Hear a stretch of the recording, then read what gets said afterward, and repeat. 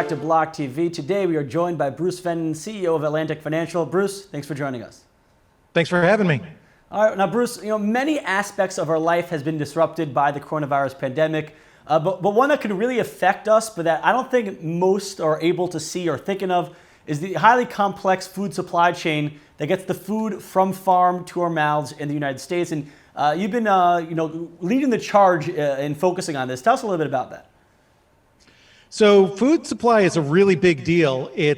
I feel like this is a repeat of kind of warning about the virus 6 or 7 weeks ago. It's a really serious problem that seems to be growing, and it's something that a lot of people don't understand. And the downside risk of this, just like the virus itself, it's huge. It could make even this terrible crisis that we're in 10 times worse or more than 10 times worse. It's a very, very serious problem that we've got to look at very carefully. A lot of people don't understand how supply chains work for food and why the problem is what it is.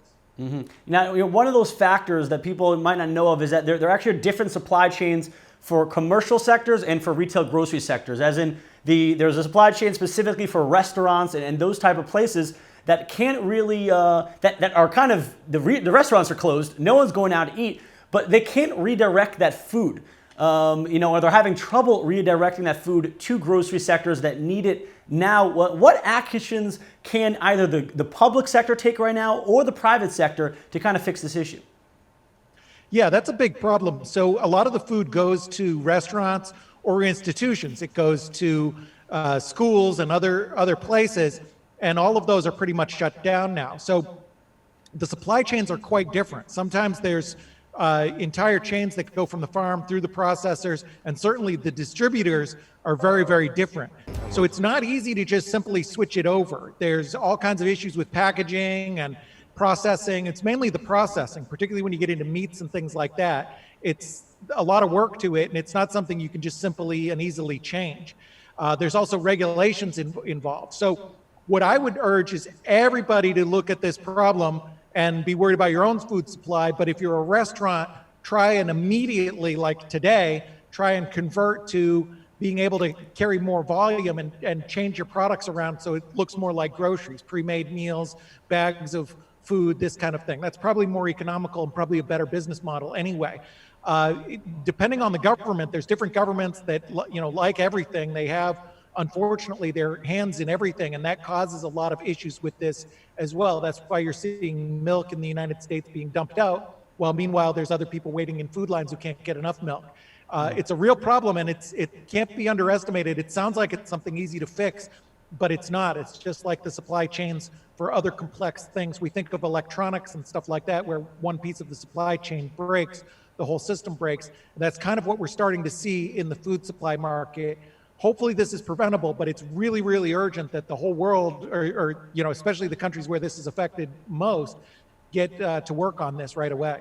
Mm-hmm. One of the issues, not necessarily the production, because the production, the animals are still growing. They're still going to keep having, the smaller animal babies, and the plants are still going to grow. But one of the issues is kind of getting these products that are already there into the hands of consumers. Do you think that there's potentially a blockchain-based supply chain? This is a supply chain issue, and one of the best use cases that we've seen in real life so far for the blockchain is supply chain. IBM's Food Trust has been making major inroads here. Do you think that there could be a sort of either whether it's on a blockchain or not, just kind of an open access that either consumers can directly interact with these processors, with these distributors, or even to kind of connect grocery stores to new supply lines that they had never interacted with beforehand? I hope so, and that may be a more longer-term solution. The implementing a new technology now is going to be hard because this is a problem that we need to solve right now. And by the way, the food doesn't keep growing and the animals don't keep growing. This is the problem that is happening with the supply chain. If it breaks, it means that there's animals that are going to be euthanized in 2 weeks while people are hungry. There's going to be animals that are euthanized because they don't have the ability to get the animals processed. So when you have things like the Smithfield pork processing plant that just closed indefinitely, you have huge volumes. This is a multi-billion-dollar business. It's a massive volume of meats and other things coming into these processing facilities and then being shipped right out the same day. That's why we have such efficiency. But with efficiency comes fragility. So the system is very fragile. So when that breaks, the farmers they won't have new animals to replace. They won't have the room to replace them. They're going to have to euthanize the animals, or they're going to have to destroy the crops or destroy the milk, and it doesn't get easily replaced. And then the factory's out of business or closed. So you end up with this, spiraling effect. So I would love it if a blockchain solution could do it. The nice thing about some blockchain solutions is that, they're scalable and they're easy to change and easy to move. So you could conceivably see something that could work on this. But I think it's more of a logistics and regulatory issue at this stage, but it's a big problem. So anybody who can help, it's certainly welcome for sure. Mm-hmm. Now, speaking about regulation and legislative issues, it's interesting how much change a couple of months can do. When you look back at how we were discussing the trade war, the U.S.-China trade war a couple of months ago, now looking at today with fresh eyes, both on the kind of the issues with a shortage of supplies, a shortage of goods, but also on the other end, kind of the idea of this global economy, global trade makes it much easier for these viruses and diseases to kind of spread. So how right now, in April 2020, how are we supposed to look and assess the U.S.-China trade war? Should we be looking to open up more, to close down more? What's your take on that? Well, I'd be in favor of opening more, but the reality is very different. We're in a big crisis, and I think that it has secondary and nth order effects that continue to ripple out that I don't think people have really conceived of how serious this is and the magnitude of it. This is going to have ripple effects that are like nothing else that anybody alive today has seen. It's certainly the most significant event of the last century, maybe the last several centuries. It's a very big deal. So I think with respect to things like the trade agreements, you can't really depend on anything that we knew in the past being true anymore. All of our assumptions about how the world works and how nations operate, we can't really assume any of those kind of things. Germany and the United States have been allies for a long time. Just the other day, Germany was accusing the United States of piracy because of some of the supplies that the U.S. diverted. That's just the beginning of the very beginning of this crisis, and you already have that kind of talk between allies. You've had some kind of combative talk, and it goes, each week it seems to go the other way with China. There's kind of combative talk, and then they sort of back off and make friends, and then there's some other issue. But this is the very early stages of this. So I think that you could see anything unraveling. I'm not worried about trade wars. I'm worried about wars. I'm worried about global war. That's certainly a realistic potential outcome of this crisis. In fact, I'd bet on it. Unfortunately, I think it's certain that we're going to have significant wars break out and a lot of domestic violence and that kind of thing because of the after effects of this crisis and the economic crisis.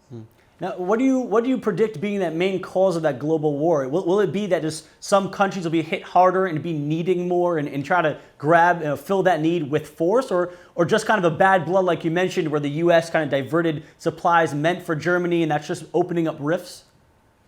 Yeah, those rifts are, typically when you have major crisis, you do have wars follow a lot. It happened after the Spanish flu of 1918.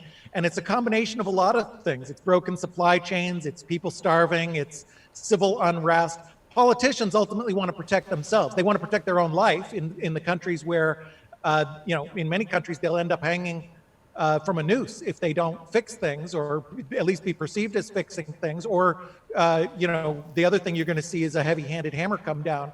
So the politicians are looking at self-preservation. And if the people don't have enough food and enough jobs, they're going to look for another enemy to blame.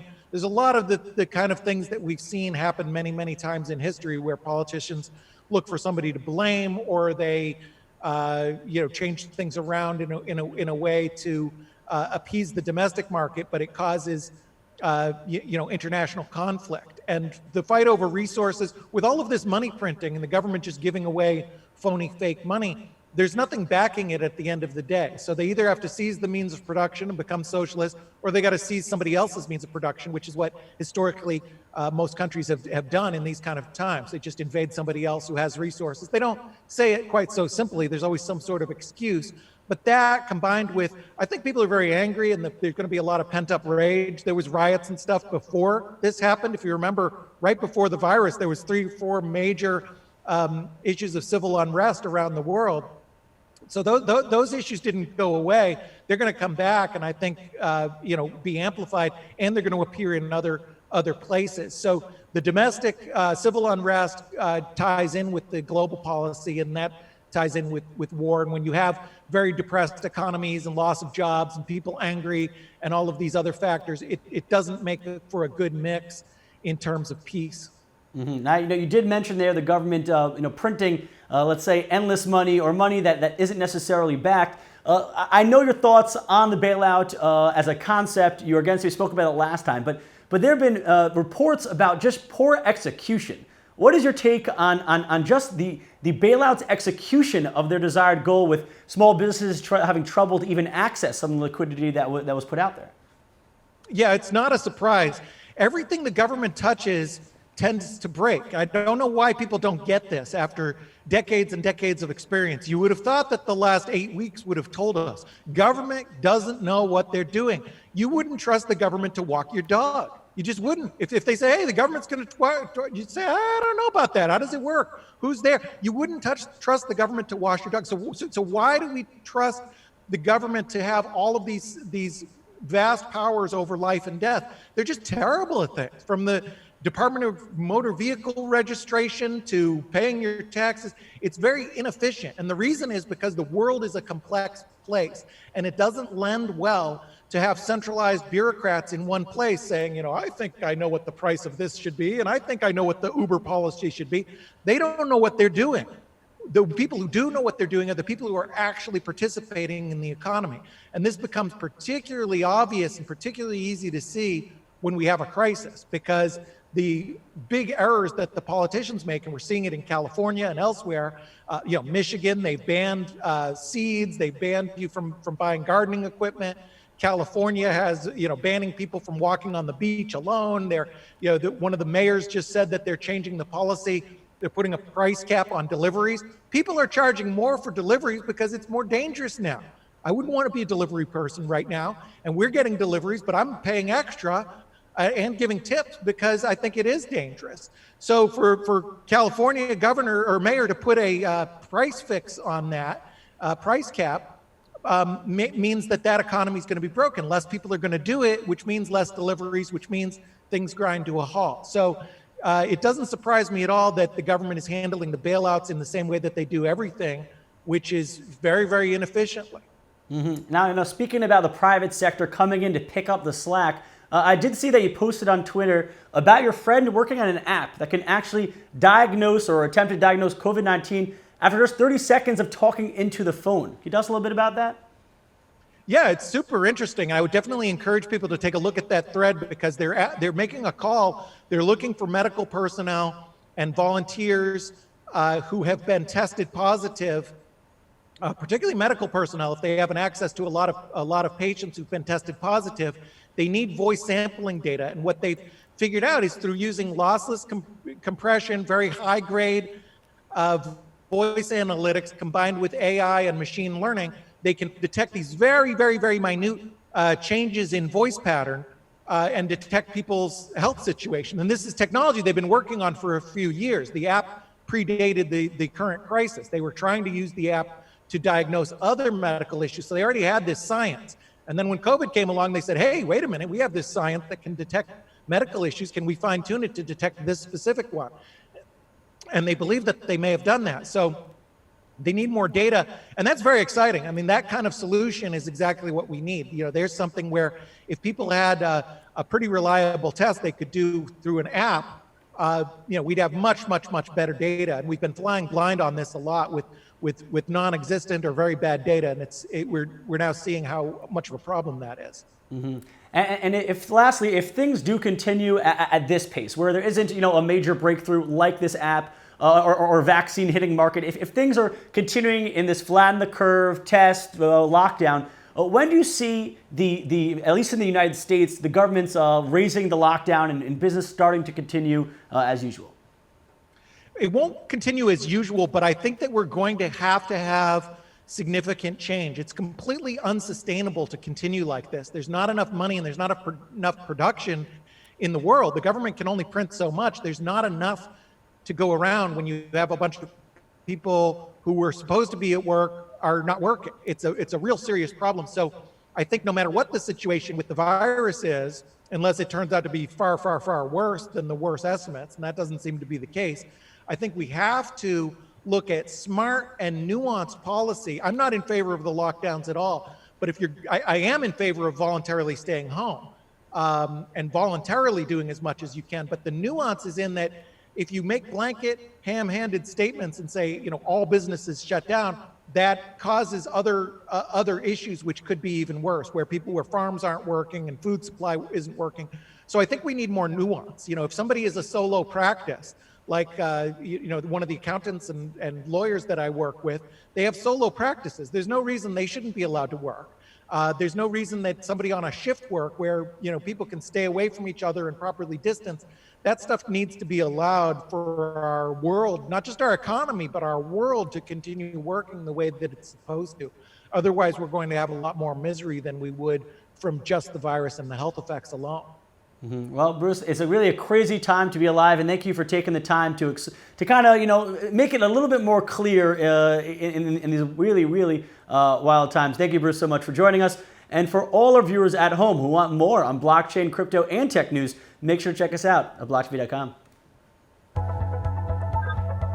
Watch us on Amazon Fire TV and Roku.